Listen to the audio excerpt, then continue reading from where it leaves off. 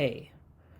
This is a demonstration of making a good melody despite the chord changes. Trying to follow them if you can, but if you can't, or if you choose not to, making good melodic shapes and ideas, because that's what's more important than making sure that you play the chord changes. Although you should play the chord changes, the melody wins. And I've noticed lately, just students who will play like a little bit and then wait for the next chord to happen and then try to play something and then wait for the next chord and then try to play something. And I think they're worried about playing something that is right. And as a result, the melodies are broken up. It's not exactly clear. The ideas don't really fit together. And so I would really, really encourage just blowing through the changes. And if you hear wrong notes, that's okay. If you hear the wrong notes, then that's the first step to really getting rid of them in your playing. But you kind of have to hear them first, and you really have to focus on making melodic shapes that make sense and that sound good.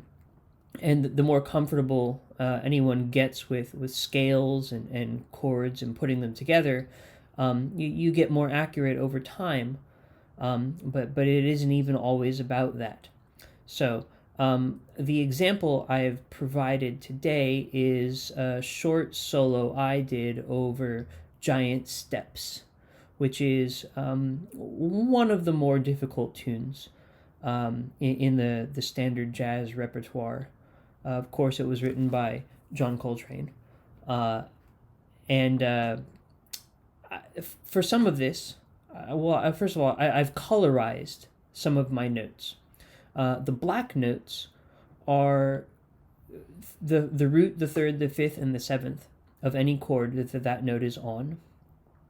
The green notes are notes that fit inside the key signature that is dictated by the chord. Okay, so if we have like F sharp 7, that's the 5 of B, and that has 5 sharps in it. B, C sharp, D sharp, E, F sharp, G sharp, A sharp. So any of those notes could be green. And then the red notes are the ones that are completely outside the key signature. And so here's a couple of examples that we can look at. Here's example number 1. You can see here almost none of these notes are actually chord tones. In fact, I'm pretty much avoiding them. When you listen to this, look out for this phrase. It's building energy, and then it eventually resolves to the E flat major chord. Here's the next 2 examples. The first one is just a really nice melodic shape. I have descending chord structure that I just put 2 of those next to each other. That's a really strong shape that will almost always sound good whether or not you're actually playing chord tones, just because the structure holds itself well together. And here's the third example where I'm really just playing the E flat major scale with a slightly more interesting rhythm, but that's all it is. Again, a scale makes a really good structure because it's very recognizable and it holds itself together very well. Should you just play scales? You could certainly get away with it.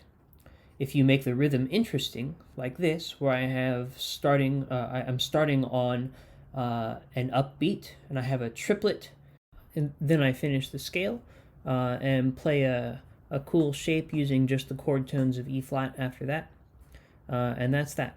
There are a bunch of these little things. We could certainly analyze the whole thing, but you can do that. You can download the PDF of the transcription of my solo for your instrument, and you can follow along, and you can learn it and steal lines, anything you like with it, turn it into a paper airplane and throw it at your little sibling, whatever.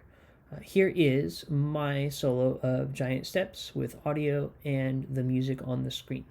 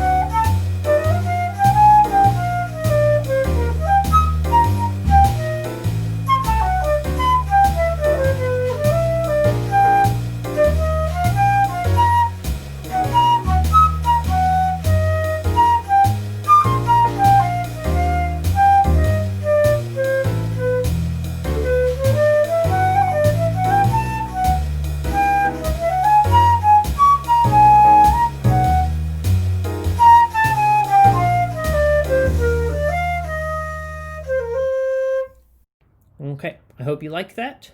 I had fun. That's what it's all about anyway. If you want to see more stuff almost exactly like this, here's a playlist. And if you want to see more stuff like this or different stuff all the time, you can subscribe to me.